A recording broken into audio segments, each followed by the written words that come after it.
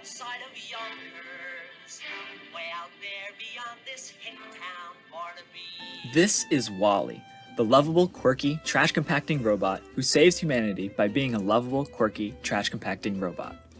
Through Wall-E, Disney constructs a mockery of our failures, the very dystopia that Lepore criticizes in the golden age for dystopian fiction.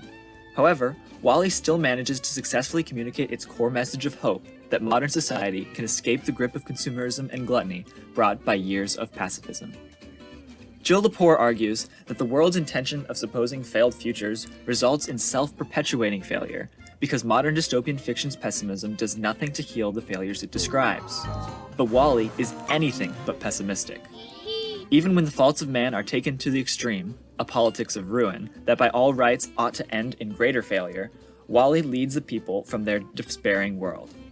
As Wall-E enters the human ship, the Axiom, he is rapidly introduced to a society that is in stark contrast to the barren, dusty landscape he left behind.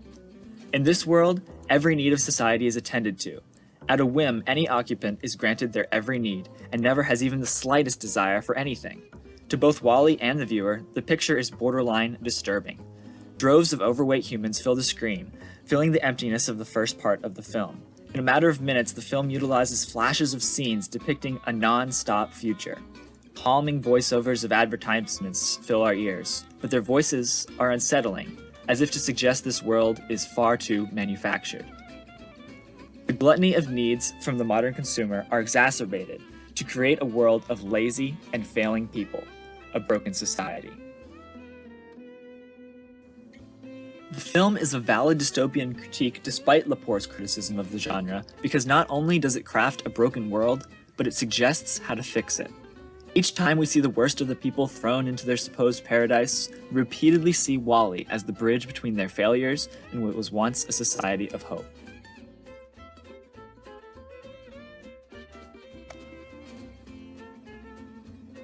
Through displays of human interaction with Wall-E, the audience sees people behind the mask of dystopia.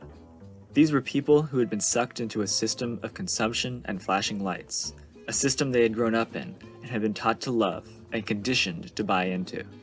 We see them breaking out of their trance and seeing the world around them for the first time.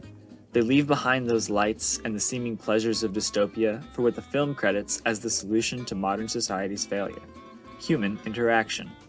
Again and again, by Wall-E breaking the veil between people and the real world, they are able to rise out and for the first time experience the world around them without the grasp of the consumerism and gluttony that, according to the film, is causing their suffering. The most essential moment in this scene is when for the first time Wall-E breaks a prisoner of utopia out of their trance. Mary is just one of the many mindless members of the Axiom, but by seeing Wall-E's very human struggle to find Eve, Mary, for the first time, realizes the world beyond the one constructed for her by society. Next to the chaos of Wall-E's introduction to the ship and society, and in his chase after Eve, Mary's calmness fills the screen with peace and bliss. The message is clear. Society cannot define a utopian future. True peace is in the self-realization that Mary experiences. It is a peace beyond anything manufactured.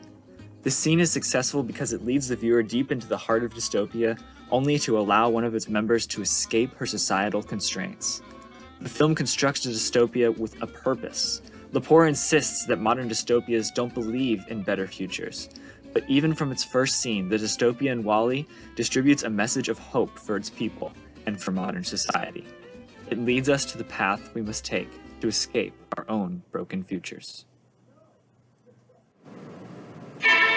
There's a world outside of Yonkers, way out there beyond this hick town, Barnaby. There's a slick town, Barnaby.